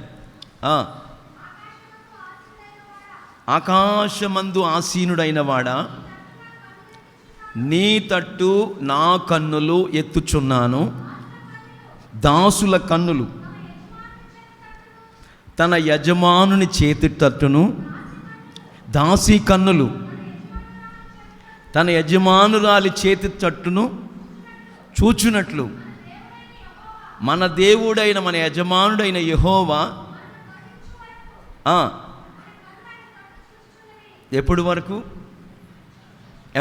అండి? మనల్ని దీవించు వరకు. యాకోబో, తెల్లవారిపోతుందయ్యా, నన్ను విడిచిపెట్టి వెళ్ళిపోతా అంటే, నీవు నన్ను ఆశీర్వదించేటంత వరకు నేను విడువను. ఆమేన్, హల్లెలూయా. మనం దీవించేటంత వరకు కూడా, అయ్యా నువ్వు నన్ను కరుణించేటంత వరకు కూడా మన కన్నులు ఏమండి, మన దాసుని కన్నులు యజమాని తట్టు చూచుచున్నట్లుగా. ఆమేన్. దాసి కన్నులు తన యజమానురాలు తట్టు చూచుచున్నట్లుగా మనమందరము కూడా మన యజమానుడైన సృష్టికర్త అయిన దేవుని వైపు ఆయన కరుణించే వరకు చూడాలి. ఆమేన్. ఆయన దీవించేటంత వరకు ప్రార్థన చేసుకుంటూనే ఉండాలి. ప్రార్థన చేసుకుంటూనే ఉండాలి. ప్రార్థన ఒక నెల చేసుకుని ముగించేది కాదు. 75 సంవత్సరాల వయసులో మాట్లాడాడు. ఎప్పుడు కార్యం చేశాడు? ఇంచుమించు 100 సంవత్సరాల వయసు వచ్చాక వాగ్దాన పుత్రుడైన ఇస్సాకుని అబ్రహాముకి ఇచ్చాడు. 25 ఏండ్లకి ఇంచుమించుగా. మరి 25 సంవత్సరాలు అబ్రహాం గారు ఏం చేస్తూ వచ్చాడు? ఎక్కడికి వెళితే అక్కడ యెహోవాకు తన యజమానుడైన దేవునికి బలిపీఠము కట్టుచు ధూపం వేస్తూ బలిపీఠం మీద బలిని అర్పిస్తూ నైవేద్యమును చెల్లిస్తూ ధూపం వేస్తూ ప్రార్థన చేస్తూ వచ్చారు. హల్లెలూయా. దాని కారణం చేత అబ్రహాముని ఏమండి ఆ 24వ అధ్యాయం మొదటి వచనం చూస్తుంటే అబ్రహాముని యజమానుడైన దేవుడు అన్ని విషయములలో, హల్లెలూయా, అన్ని విషయములను ఆశీర్వదించాడు. కారణం ఏంటంటే ఆయన ఒక ప్రమాణం చేసుకుని బయలుదేరాడు. హల్లెలూయా. ఇంకా మనం చూస్తుంటే బైబిల్లో అనేక అనుభవాలు ఉన్నాయి. ఒక మాట చదువుదాం, చదవండి. బైబిల్ గ్రంథంలో ఒక మాట చదువుకుందాం. తిమోతి రాసిన 2వ పత్రిక 2వ అధ్యాయం 21వ వాక్యం చదవండి. ఎవడైనను వీటిలో చేరక, ఆ పై వాక్యంలో ఉంటుంది, గొప్ప ఇంటిలో కొన్ని వెండి పాత్రలు, బంగారు పాత్రలు మాత్రమే కాకుండా కర్రవయు మట్టివి కూడా ఉన్నాయి. వాటిలో ఆ పాత్రలో, మట్టి పాత్రలో, బంగారు పాత్రలు, వెండి పాత్రలు, కర్ర పాత్రలు, చాలా పాత్రలు ఉన్నాయి గొప్ప ఇంటిలో, యజమాని ఇంటిలో. అవన్నీ కూడా కొన్ని ఘనతకును కొన్ని ఘనహీనతకు వినియోగించబడుచున్నవి. అదిగో ఇక్కడ చాలా జాగ్రత్తగా మీరు వినాలి. ఎవడైనను సరే, వాడు ఉన్నవాడైనా లేనివాడైనా, ధనికుడైనా పేదవాడైనా, దరిద్రుడైనా, ఎవడైనను, ఏ దేశస్థుడైనను, ఏ జాతికి చెందినవాడైనను, క్రైస్తవ్యంలో కులం లేదు, క్రైస్తవ్యం మతం కాదని యేసన్న గారు వాక్యమే రాసి పెట్టారు శారదా కాలనీలో. నిజమండి, నిజం. ఎవడైనా సరే నేను ఘనపరచబడాలి, నేను ఘనహీనమైన పాత్రగా ఉండకూడదు. ఎవడైనా వీటిలో చేరకుండా, ఇవన్నీ ఏమైపోతాయి, ఒక దినాన అగ్నికి ఆహుతాయి, కరిగిపోతాయి, కాలిపోతాయి, బూడిదైపోతాయి. ఎవడైనా సరే వీటిలో చేరకుండా తన్ను తాను పవిత్రపరుచుకున్న ఎడల వాడు పరిశుద్ధపరచబడి, అదిగో యజమానుడైన దేవుడు, హల్లెలూయా, యజమానుడు మన సృష్టికర్త అయిన దేవుడు, లేక మన ప్రభువు అయిన యేసుక్రీస్తు వారు మన యజమానుడు వాడుకున్నట్టుకు అర్హమై ప్రతి సత్కార్యమునకు, ప్రతి మంచి కార్యమునకు సిద్ధపరచబడి ఘనత నిమిత్తమైన పాత్ర ఉంటారు. చప్పట్ల కొట్టండి గట్టిగా. Praise the Lord. హల్లెలూయా. చేతులెత్తి హల్లెలూయా చెప్దాం. హల్లెలూయా. ఆయన అర్హమైన పాత్రగా యజమానుడు వాడుకునేటట్లుగా మనం తీర్చిదిద్దబడాలంటే మనం పరిశుద్ధపరచబడాలి, మనం పవిత్రపరచబడాలి, తమ్మును తాము పవిత్రపరచుకోనాలి. పవిత్రుడిగా ఎలా తీర్చిదిద్దబడతాం, మనం ఎలా పరిశుద్ధత పొందుకుంటాం అంటే నీ మనస్సు మారాలి, నూతన పరచబడాలి. నీ మనసు మారి నూతన పరచబడటం ద్వారా రూపాంతరపు అనుభవంలోకి రావాలి. ఇంకా మనకు అర్థమయ్యే సరళలో చెప్పుకోవాలంటే మనసు మార్చుకొని పాప క్షమాపణ నిమిత్తం తండ్రి కుమార పరిశుద్ధాత్మ నామములో బాప్తిస్మము అనుభవంలోకి వచ్చి ప్రతి పరిశుద్ధాత్మ కూడికలో కనిపెట్టి ఆత్మ అభిషేకము పొందాలి. ఆమేన్. ఆ అగ్ని అభిషేకము ద్వారా, ఆ ఆత్మ నింపుదల ద్వారా నీలో ఉన్న మలినము మస్టు తీసివేయబడుతుంది, కడిగి వేయబడుతుంది. ఆ అగ్ని అభిషేకము ద్వారా నీలోన మస్టంతా, చెత్తంతా, డస్ట్ అంతా కాల్చబడుతుంది. అప్పుడు నువ్వు నేను కూడా పరిశుద్ధపరచబడుచున్నాము. ఎందుకు పరిశుద్ధపరిచాడు? ఎందుకండి? ఎందుకు?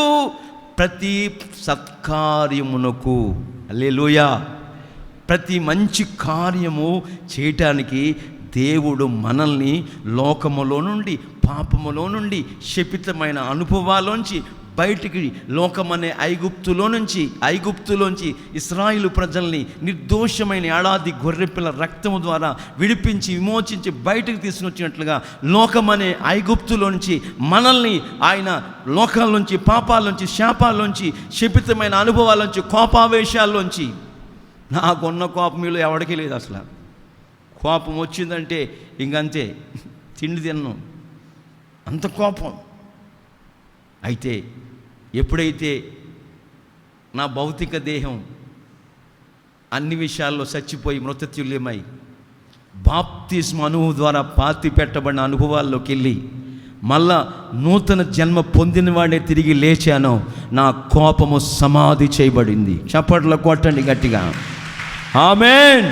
నీ కోపము సమాధి చేయబడాలి, నీ లోకాశలు చావాలి, క్రీస్తుతో కూడా నువ్వు సిలువ వేయబడాలా. ఇక జీవించువాడవు నీవు కాదు, నీలో నాలో క్రీస్తు ప్రభులు వారు జీవించుదురుగాక. ఆమేన్. అందుకు లోకమునకు నేను లోకానికి సిలువ వేయబడి ఉన్నాను అంటే మృత్యుమై ఉన్నాను, చచ్చిపోయి ఉన్నాను అంటాడు పౌలు గారు. అలా చనిపోవాలి మనం. అప్పుడు మనం ప్రతి సత్కార్యములు చేయటానికి సంసిద్ధులమేంటి. దేవుడు ఘనత నిమిత్తమైన యజమానుడు, ఘనత నిమిత్తమైన పాత్రలమై ఉంటాము. అప్పుడు దేవుడు మనల్ని ఏం చేస్తాడు? ఘనపరుస్తాడు. క్రైస్తవ్యులో దరిద్రత లేదండి. క్రైస్తవుణ్ణి అప్పు లేకుండా చేస్తాడు ఆయన. ఎప్పుడో చెప్పనా? ఎప్పుడు? ఇదిగో ఈ బైబిల్ గ్రంథం ఉందే, దీని ప్రకారంగా నడిచినప్పుడు. అందరినీ చేయడు, మళ్ళా అందరిని చేయడు, దీని ప్రకారం నడవాళ్ళు. ఇందులో ఏముందో దాని 100%, 80 కాదు, 70 కాదు, 60 కాదు, 100%, 100% తూచా తప్పకుండా పాటిస్తూ మనం నడుచుకుంటున్నప్పుడు ఆకాశమందున దేవుడు మనల్ని ఆకాశ గగనాల్లోకి తీసుకెళ్తాడు. హల్లెలూయా. ఉన్నత శిఖరాలకి ఎక్కిస్తాడు, ఉన్నతమైన అనుభవాల్లో నడిపిస్తాడు. భౌతికంగా, ఆత్మ సంబంధంగా ఆశీర్వదిస్తూ, దీవిస్తూ, ఆయన సత్యము, కృపలు మన మీద చూపుతూ, ఆయన ప్రతి మంచి కార్యము, సత్కార్యములు చేయటానికి సంసిద్ధులమై సిద్ధపరిచి ఆయన ఘనత నిమిత్తమైన పాత్రలుగా, యజమానుడు వాడుకునే పాత్రలుగా చేస్తాడు. హల్లెలూయా. మనకేం అవసరం వచ్చినా దాసుడు యజమాని తట్టు చూస్తున్నట్లుగా, దాసురాలు తన యజమానురాలు తట్టు చూస్తున్నట్టుగా, మన యజమానుడైన, కరుణించే దేవుడైనా, మన దేవుడు ఆశీర్వదించేటంత వరకు, కరుణించే వరకు ఆయన తట్టే మనము చూడాలి. కొండల తట్టు నా కన్నులు ఎత్తుచున్నాను, నాకు సహాయము ఎక్కడి నుంచి వచ్చును? యెహోవా వలననే నాకు సహాయము కలుగును గాక. నా యజమాని ద్వారానే నాకు ఆశీర్వాదము వచ్చును గాక. హల్లెలూయా అని ఒక తీర్మానముతో నువ్వు సాగినప్పుడు, ఒక వడంబడిక, ప్రామిస్, ప్రమాణం ఎంత చక్కగా ఉందో చూడండి. అసలు నేను చదువుతున్నప్పుడే నాకు ఎంత ఆనందం కలిగిందో, మరి మీకు ఎట్లా ఉంది నాకు అర్థం కాదు. ప్రమాణం, ఒక నిబంధన. ఎవరినైనా కొట్టడానికి వెళ్తున్నప్పుడు నువ్వెవరో గమనించాలా. ఎవరినైనా తిట్టుతున్నప్పుడు ఎవరితో గమనించుకోవాలా. నీవు కాదు, నువ్వు ఆయన సొత్తువి. మనమందరము ఆయన రక్తం చేత కడగబడిన ఆయన బిడ్డలం, ఆయన సొత్తు అయిన ప్రజలం. నీ ఇష్టం వచ్చినట్లు అడుగుతానంటే, నీ ఇష్టం వచ్చినట్లు మాట్లాడతానంటే, నీ ఇష్టం వచ్చినట్టు ప్రవర్తిస్తానంటే కుదరదు, డొక్క చీల్చేస్తాడు. నీ దవడ పొళ్ళు విరగొట్టువాడను నేనే, తప్పించువాడు ఎవడు కూడా ఉంటాడా? లేడు. అమ్మ కొడితే అయ్యడ్డం వస్తాడు, అయ్యి కొడితే అమ్మ అడ్డం వస్తుంది. కొంతమంది ఏమండి అయ్యలు కొడతారు పిల్లల్ని, కొంతమంది అమ్మగారులు కొడతారు, అయ్యగారులు చాలా శాంతంగా ఉంటారు. నిజమండి. ఇద్దరు కొడితే చచ్చి ఊరుకుంటారు వాళ్ళు. ఇద్దరు కొట్టరు. మీరు చూడడానికి కావాలితే మీరు ఎన్ని ఫ్యామిలీలు చూడండి, ఇద్దరు కొట్టరు. కొడితే అమ్మ కొడుతుంది, లేదా అయ్యి కొడతాడు. నిజమండి. నిజం చెప్తున్నాను మీకు. ఎవరో ఇద్దరిలో, భార్య భర్తలు, తల్లిదండ్రుల్లో పిల్లల్ని ఎవరో ఒకరు దండిస్తారు. దండించే వాళ్ళు ఉండాలి ఇంట్లో. బెత్తమాడిన కుమారుడు తల్లిదండ్రులకి అవమానము తెస్తాడు, సిగ్గుపాలైపోతారు. బెత్తమాడాలి, పిల్లల్ని గద్దించాలి, హెచ్చరించాలి, బుద్ధి చెప్పాలి. అట్లాంటి అనుభవాల్లో యజమానుడైన దేవుడు మనల్ని, మన కుటుంబాల్ని నడిపించి, మన ముగింపు ఏంటంటే యజమానుడు వాడుకున్నటకు అర్హమైన పాత్ర, ఘనత నిమిత్తమైన పాత్ర. అంటే దేవుడు మనల్ని ఏం చేస్తాడు? లోకములో అనేకులు ఎదుట గనులుగా చేస్తాడు. హల్లెలూయా. లోకములో అనేకులు ఎదుట మన పట్ల మన యజమానుడైన దేవుడు ఘన కార్యములు చేయునుగాక, ఘన కార్యములు ప్రారంభించునుగాక. అట్లాంటి కార్యాలు ఆయన చేస్తాడు. ఇంకా చివరికి ఒక మాట చదువుకొని ముగించుకుందామండి. బైబిల్లో మనం చూస్తుంటే మత్తయి సువార్త అనుకుంటాను,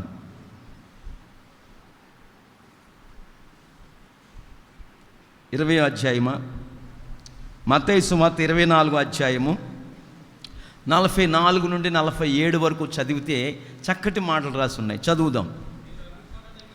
మనము అనుకొనని గడియలో మనుష్య కుమారుడు వచ్చును గనుక మీరు సంసిద్ధులై ఉండండి. యజమానుడు తన ఇంటి వారికి తగిన వేళ అన్నము పెట్టుటకు వారిపైన, యజమానుని పైన ఉంచిన నమ్మకమైన వారును, బుద్ధిమంతుడైన దాసుడు ఎవడు? మనుష్య కుమారుడు లేక యజమానుడు వచ్చినప్పుడు ఏ దాసుడు తన యజమానికి వచ్చినప్పుడు మెలకువ కలిగి రైట్ టైంలో, సరైన టైంలో భోజనము వడ్డిస్తాడో, అన్నము పెడతాడో ఆ దాసుడు ధన్యుడు. హల్లెలూయా. అంటే యజమానికి దాసులమైన మనం, ఆయన బిడ్డలమైన మనం, ఆయన వచ్చినప్పుడు మనం ఏం సిద్ధపరచాలి? ఏం సిద్ధపరచాలి? భోజనం సిద్ధపరచాలి. ఏంటి భోజనం? ప్రభులు వారు చెప్తారు, ఆయన పని తుదముట్టించుటయు, ఆయన చిత్తం నెరవేర్చుటయు నాకు ఆహారము అయి ఉన్నదంటారు ప్రభులు వారు. అంటే ఇప్పుడు మనం ఆయన భోజనం సిద్ధపరచడం అంటే యజమానుడైన దేవునికి ఆయన పని తుదముట్టించాల, ఆయన చిత్తము నెరవేర్చాలి. ఆకాశము, భూమి, గాలి, నీరు, వాయువు, పంచభూతములు మిక్కటమైన వేండ్రముతో లయమైపోతాయి.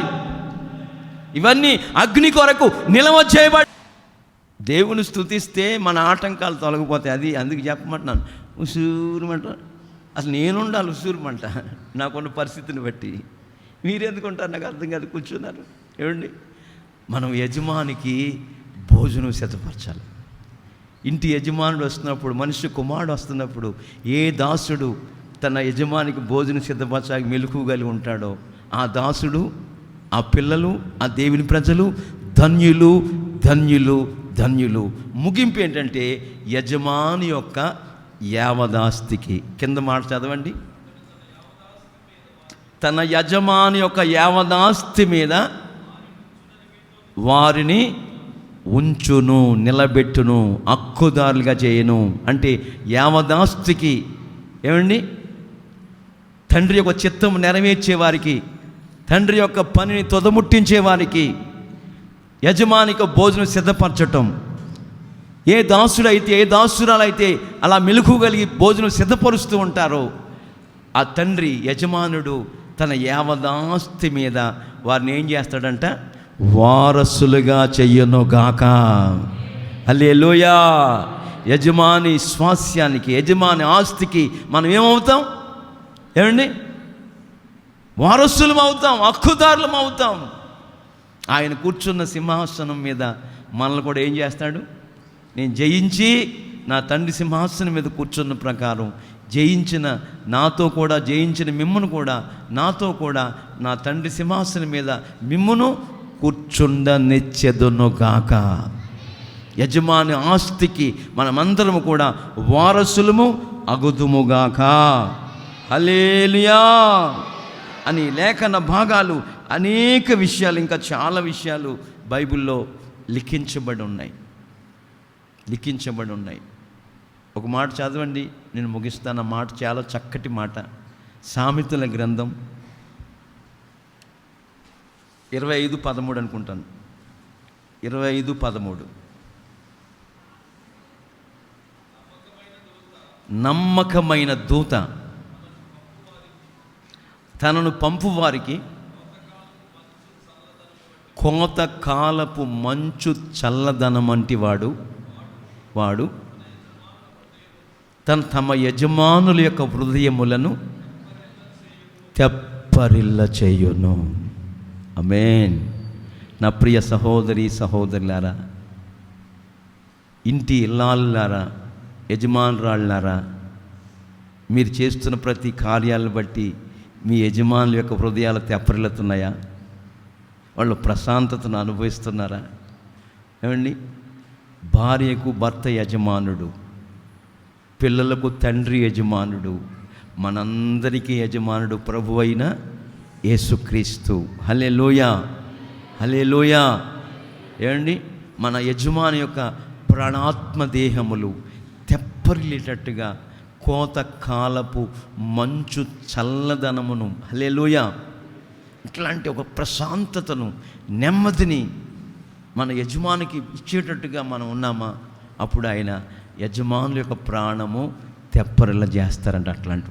అట్లాంటి స్థితిగతులు కలిగి మనం ఉన్నప్పుడు, మన యజమానికి భోజనం సిద్ధపరుస్తున్నప్పుడు, భోజనం అనగా ఆయన పనిని తుదముట్టించి ఆయన చిత్తం మనం నెరవేరుస్తూ ఉన్నప్పుడు, ఆయన ముగింపులో మనకు చెప్తున్నాడు, తన యావదాస్తి మీద నిన్ను నన్ను కూడా వారసులుగా చేయబోతున్నారు, హక్కుదారులుగా చేయబోతున్నాడు, సొంతము చేయబోతున్నారు.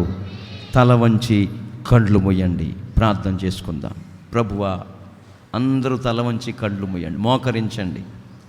ఒక 3 నిమిషాలు అందరూ మోకరించండి. యేసయ్యా, నీవు మా యజమానుడివయ్యా. లాబానుతో ఎలియాజరు చెప్తున్నాడు, సహోదరుడా, నా యజమానుడైన అబ్రహామును దేవుడైన యెహోవా ఆశీర్వదించాడు. కారణం ఏంటో తెలుసా? ప్రమాణము. నిన్ను నన్ను మన యజమానుడైన ప్రభువైన యేసుక్రీస్తు వారు, మన కామందు, మన వానర్, మన ఆలనా పాలన చూసేవారు, మన కుటుంబాన్ని సంరక్షించేవారు, మనల్ని ఆశ్చర్య రీతిగా ఈ లాక్డౌన్ దినాల్లో కూడా పోషిస్తున్నవాడు మన యజమానుడు యేసయ్యా. ఎంత చక్కగా మీరు వివరిస్తూ వచ్చారయ్యా. అబ్రాహామును మా మధ్యలో పెట్టి యజమానిగా మా మధ్యలో ప్రత్యక్షమై ప్రమాణపూర్వకంగా మీతో వడంబడిక చేసుకుని నిబంధన చేసుకున్న ప్రజలంగా ఉండాలని, అప్పుడు మీ అనుగ్రహమును మా మీద చూపుతావని, నీ కృపయు సత్యము అబ్రహాముకు చూపినట్లుగా మా మీద కూడా చూపే దేవుడివై ఉన్నావని, యజమానుడా, మీరు చెప్పిన ప్రతి మాట కొరకై స్తోత్రాలయ్యా, స్తోత్రాలయ్యా, స్తోత్రాలేసయ్యా, స్తోత్రాలు నా యజమానుడా, యజమానుడా. యజమానుడు వాడుకొనుటకు అర్హమైన పాత్రగా ఉండుటకు, యజమానుడు వాడుకొనుటకు అర్హమైన పాత్రగా ఉండుటకు, జీవితాంతం పోరాడు, అలసిపోకు ఏనాడు, జీవితాంతం పోరాడు, అలసిపోకు ఏనాడు, యజమానుడు వాడుకొనుటకు అర్హమైన పాత్రగా ఉండుటకు. ఆమేన్. ఆయన వాడుకోవాలి, ఆయన మనల్ని సత్కార్యములు చేయటానికి సిద్ధపరచాలి. ఆయన మంచి కార్యములు మన జీవితాలు నిర్వర్తించాలంటే సత్క్రియల యందు ఆసక్తి కలిగిన ప్రజలముగా చేయు నిమిత్తమై ఆయనే కల్వారి సిలువలో బలి అయిపోయాడని, ఆయనే తమను తాను సిలువలో అప్పగించుకున్నారని, మన కోసమే యాగమైపోయారని లేఖనాలు చెప్పకనే చెప్పుచున్న నగ్న సత్యాలు. భర్త బ్రతికున్న రోజుల్లో కంటే చనిపోయిన తర్వాత కూడా వెనకటి సత్ప్రవర్తన కంటే ఇప్పుడున్న సత్ప్రవర్తన మనది అధికమైంది అని మనం రూతు విషయమై చూస్తున్నాం. ఈ పునరుద్ధానపు ఆరాధనలో ఆయన మన యజమానుడిగా ప్రత్యక్షమయ్యాడు. యజమాని సన్నిధిలో, యజమాని కౌగిట్లో, యజమాని తోటలో, ద్రాక్ష తోటలో పని చేయుచున్న, పరిచర్య చేస్తున్న నా బిడ్డలారా, నువ్వు చేసిన పనికి ఆయన జీతం ఇస్తాడు యజమానుడు. నువ్వు ఉదయం వచ్చినా, 9 గంటలకు వచ్చినా, 12 గంటలకు వచ్చినా, సాయంకాలం 5 గంటలకు వచ్చినా యజమాని అందరికీ ఒకే జీతం ఇస్తున్నాడు. అయితే ఉదయం వచ్చిన వారు యజమాని మీద సనుక్కుంటున్నారు. ఎందుకు సనుక్కోవాలి? న్యాయంగానే ఇచ్చాడు కదా, మాట్లాడాడు కదా మీకు ఇంత ఇస్తానని ముందుగానే.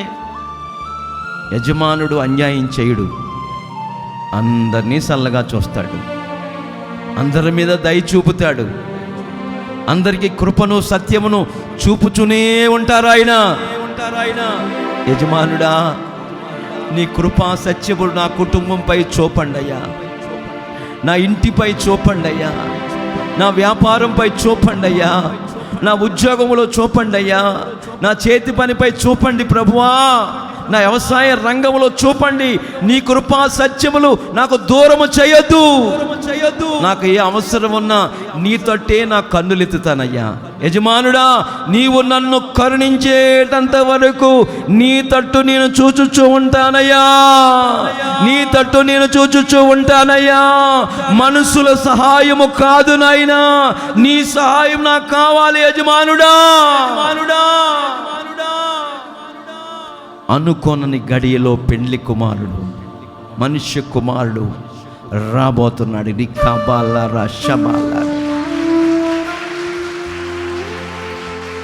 యజమానుడు వచ్చినప్పుడు ఏ దాసుడు, ఏ దాసురాలు మెలకువ కలిగి యజమానికి భోజనము సిద్ధపరుస్తుందో ఆ బిడ్డలు ధన్యులు, ధన్యులు, ధన్యులు.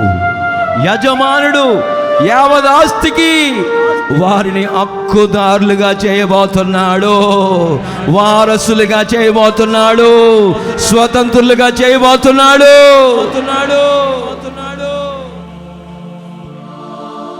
నీపై, నాపై ఆయన కృపను కుమ్మరించబోతున్నాడు. యజమానుడా, మట్టి పాత్రలుగా కాకుండా, కర్ర పాత్రలుగా కాకుండా, వెండి బంగారములకు పాత్రలుగా కాకుండా, అయ్యా మాకు మేము పవిత్రపరచుకుని, పరిశుద్ధపరచుకుని, మీ రక్తం చేత కడగబడి, మీ విలువైన రక్తం మా కోసమే కల్వరి సిలువలో చిందించారు కనుక, ఆ రక్త క్రయధనము చేత మమ్మల్ని కొనుక్కున్నారు కనుక, మేము మా సొత్తు కాదయ్యా, మీరు విలువ పెట్టి కొన్నారు కనుక.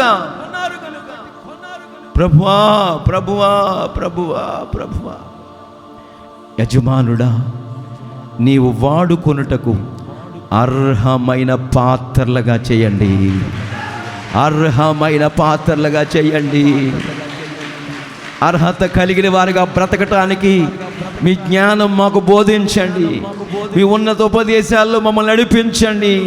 ఆత్మానుసారమైన జీవితం మాకు కలుగు చేయండి.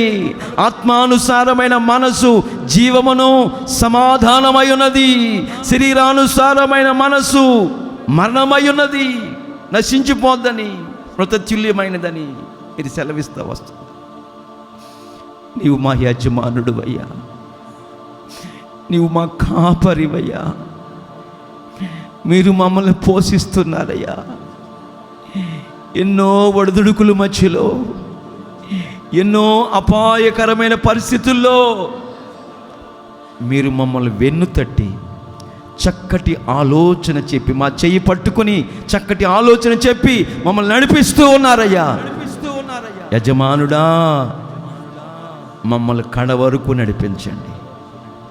మీ యావదాస్తికి మేమందరం వారసులుగా ఉండాలి, వారసురాండ్రుగా తీర్చిదిద్దబడాలి అని ఒక్కొక్కరు ప్రార్థన చేసుకోండి. నేను మీకోసం ప్రార్థన చేస్తున్నాను. ప్రేమ కలిగిన తండ్రి, పరిశుద్ధుడా, ఇంతవరకు మీరు మాట్లాడుతూ వచ్చారు. మీరు మాట్లాడిన ప్రతి మాట కొరకై స్తోత్రాలు. మీరు విత్తిన ప్రతి వాక్కు కొరకై స్తోత్రాలు చెల్లిస్తున్నాను. నిశ్చయముగా ఇది మొదలుకొని మీరు మా యజమానుడిగా ఉన్నందుకు స్తోత్రాలు. ఎలియాజరు చెప్తున్నట్లుగా, నా యజమానుడైన అబ్రహాముని యెహోవా ఆశీర్వదించను గనుక అతడు గొప్పవాడయ్యను.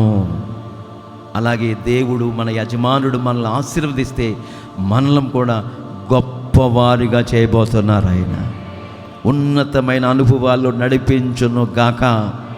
ప్రభువా, మా బిడ్డలను ఆ దిశగా నడిపించండి. మా కుటుంబాలకి, మా గృహానికి అధిపతిగా, యజమానుడిగా, కామందుగా, వానరుగా మీరుండి నడిపించండి ప్రభువా.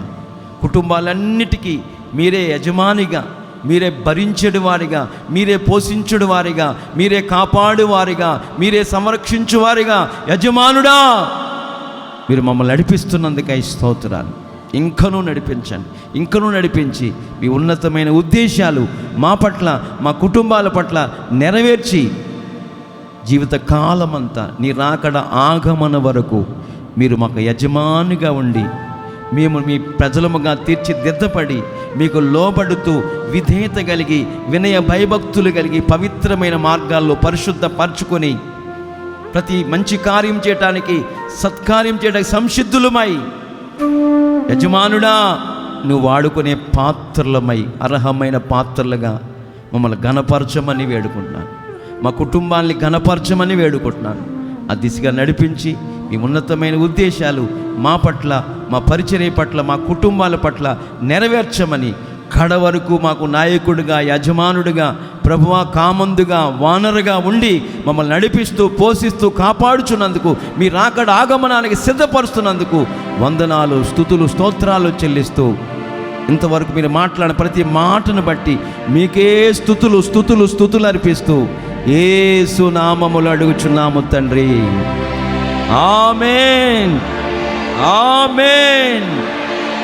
మన ప్రభువైన యేసుక్రీస్తు వారి కృప, తండ్రి అయిన దేవుని ప్రేమ, పరిశుద్ధాత్మ దేవుని అన్యోన్యమైన సహవాసము, సన్నిధి, సముఖము కూడి వచ్చిన మనకును, సకల కోటి పరిశుద్ధులకును, అలాగే సృష్టికర్తైన దేవుణ్ణి యజమానిగా అంగీకరించి, యజమానిగా చేసుకుని ఈ ఆత్మీయాత్రలో కొనసాగుతున్న ప్రతి ఒక్కరికి ఆయన కృప సదాకాలము తోడుగా ఉంచి ఘనత నిమిత్తమైన పాత్రలుగా చేయునుగాక.